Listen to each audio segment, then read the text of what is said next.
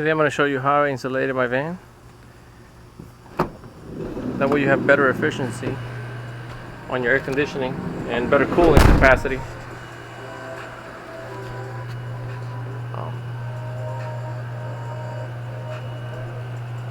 This is what I did with the roof. I put the 1 inch up here, cut it real tightly to fit from this side to this one, and it has to be very precise and a little bit bigger than normal, and then you will push it up, push it in the corners, and then later just run here 1 bead of caulking all the way around, and that bead of caulking is going to hold it in place.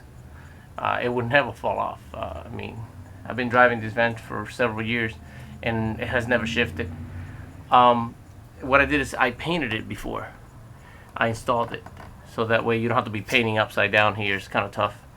So it looks really good too. It doesn't take a lot of space from your roof. That's what I didn't want. I didn't want to lose a lot of space on the roof. So 1 inch is not bad at all. Some people put another panel on top of this one, but then you lose a little bit, like maybe about 1 inch more of the roof, which I rather have more roof space. Makes you feel that a little bit bigger at the inside. When I ordered the van from Mercedes, I ordered this protective plastic to protect the metal and also the insulation that I was going to install, and it's about maybe about 1/4 inch. And I'll show you guys how I installed the insulation.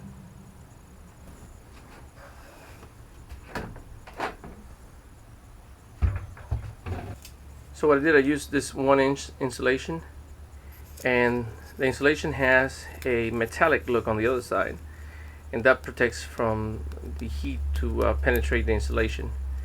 And it's about 1 inch. The other side's like this. Has another type of paper.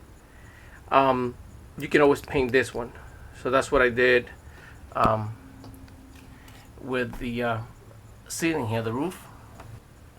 So I did the same thing with this insulation. I did it up here and also on the bottom here. I did the same thing. If once you put the foam, you cut it to fit, right? You can cut it like a cardboard, and then try to fit it in. Cut it a little bit. Once you know it's fit in, you can trace it on this insulation material, and then later get some expanding foam and put it in the cracks, so that way there's no hot air coming in from the wall.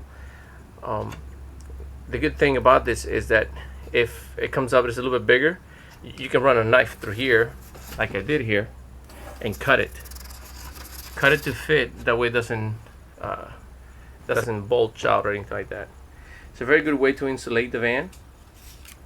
I'd rather use this insulation than the other type of insulation that people have used in other applications, which is the home installation fiberglass material.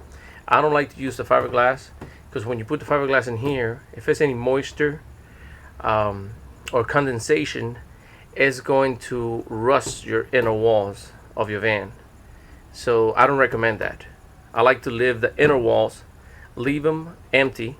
That way if there's any water in there or anything, it will evaporate somehow and not damage your metal. So do a lot of research before you put the home insulation fiberglass inside your vehicle, and also because the fiberglass you might breathe it inside your van, and you don't want that.